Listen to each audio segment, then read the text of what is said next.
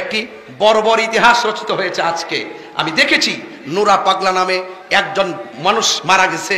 যদি তার জীবনে অন্যায় করে থাকে, তার জীবনে যদি শিরিক করে থাকে, তার জীবনে যদি ভণ্ডামি করে থাকে, তার জীবনে যদি কোনো ধরনের কুফরি করে থাকে, সরাসরি বহির্ভূত করে থাকে, সে যদি একদিন করে থাকে, এক মাস করে থাকে, আপনি মুসলমান হিসেবে দরকার ছিল বাংলাদেশের প্রচলিত আইনে তার বিরুদ্ধে ধর্ম অবমাননার মামলা করে তাকে গ্রেফতার করানোর কথা বলেন, ঠিক কিনা?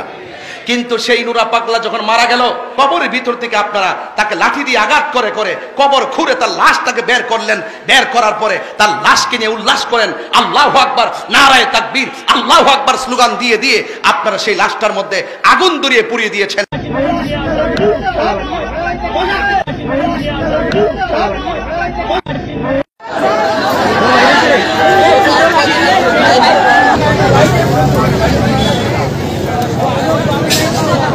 এখানে যারা আছেন 60 বছরের মানুষ আছে, 70 বছরের মানুষ আছে, স্বাধীনতার আগে পরের মানুষ আছে।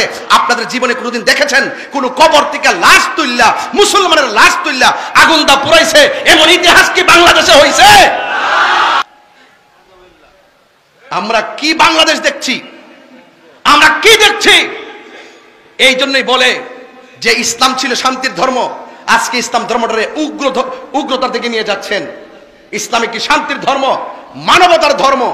এই জন্য আমি বলবো, প্রশাসনকে বলবো, এই ঘটনার সাথে যারা জড়িত তাদেরকে অনতিবিলম্বে আইনের আওতায় আনার জন্য কথা বলেন, ঠিক না বেঠে? আজকে আপনি কোন ব্যক্তি ভণ্ড, কে ভালো মন্দ যুক্ত যেন মারা যায়, তখন সেটা আল্লাহর হাতে ছেড়ে দিতে হয়। কথা বলেন, ঠিক না বেঠি? আপনি বলুন তো, একটা মানুষ মারা যাওয়ার পরে কবর থেকে উঠায় আগুন ধরানো কি ইসলাম এলাও করে? কথা বলে এলাও করে? সে মারা গেছে, সে যদি বন্ড হয়, সে যদি প্রতারক হয়, সে যদি জাহান্নামী হয়, জান্নাতি হোক বা জাহান্নামী হোক, এটার ফায়সালা আল্লাহ করবেন। তুমি কবর থেকে উঠাইয়া তার গায়ে আগুন ধরাইছো, তুমি কয় নম্বর তুমি জানো নি? এই জন্যই আপনাদেরকে অনেক সময় ধর্ম ব্যবসায়ী বলে, এই জন্য আপনাদেরকে উগ্রবাদী বলে, এই জন্য আপনাদেরকে জঙ্গিবাদী বলে, এই জন্য আপনাদের প্রতি মানুষের আস্থা বিশ্বাস দিনে দিনে উঠে যাচ্ছে। সত্যিকার ইসলামটা কলঙ্কিত হচ্ছে। কথা বলেন, ঠিক না বেটে? যারা এই ঘটনার সাথে জড়িত অনতি বিলম্বে তাদেরকে আইনের আওতায় আনতে হবে। কথা বলেন, ঠিক না বেঠি? আমরা দেখেছি বিগত 24 সালের 5 আগস্টের পরে আমাদের 90টা মাজারের মধ্যে আগুন ধরে দেওয়া হয়েছে। সেদিন থেকে ওই দিন থেকে যদি সরকার তাদের লাগাম টেনে ধরতো, আজকে কবরের ভিতর থেকে লাশ টেনে আগুন ধরাই দিত না। কথা বলেন, ঠিক কিনা বলেন? আমাদের 95টা মাজারের মধ্যে আগুন লাগাই দেওয়া হয়েছে। এই দেশে ইসলাম এনেছেন আল্লাহর ওলিগণ, এই দেশে শান্তির বার্তা ঘরে ঘরে পৌঁছে দিয়েছেন আল্লাহর ওলিগণ। সেই আল্লাহর ওলির মাজার যখন আগুন লাগাই দিয়েছেন, বুঝতে হবে আপনারা ইবনু আব্দুল ওয়াহাব নজদির এজেন্ডা এই দেশে বাস্তবায়ন করতে চান। কথা বলেন, ঠিক কিনা?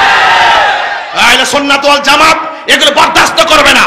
শান্তিতে কথা বলি, ভদ্রভাবে কথা বলি, খানকায় বসে আমরা মুরাকাবা মুশাহাদা করি। আমাদেরকে রাজপথে নামতে বাধ্য করবেন না, বলে দিলাম, ঠিক কিনা বলেন? এই জন্য ইন্টারিম গভর্নমেন্টকে বলবো, অনতি বিলম্বে সেই উগ্রবাদীদেরকে আইনের আওতায় আনা হোক। আমি আশা করব সকল ধর্মবর্ণ যত দলের লোক আছেন প্রত্যেককে বলবো এই ঘটনার তীব্র নিন্দা জানানোর জন্য। কথা বলে, ঠিক না বেঠে? এটা অত্যন্ত দুঃখজনক। এই জন্য আপনারা ভৈরববাসী শান্তিতে আছেন, এই শান্তির বার্তা ছড়িয়ে দিবেন। আপনাদের মাঝে উগ্রতা নাই, নিন্দা নাই, হিংসা নাই এবং গীবত নাই।